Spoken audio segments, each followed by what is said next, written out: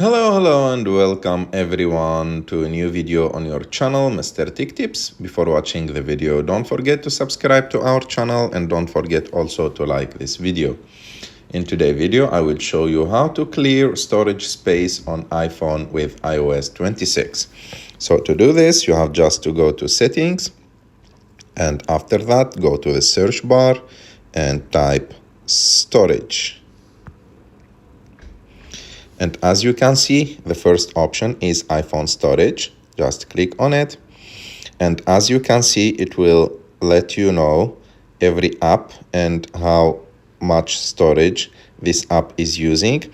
So if there is some apps that use storage more than you want, you can just enter to that app and delete it.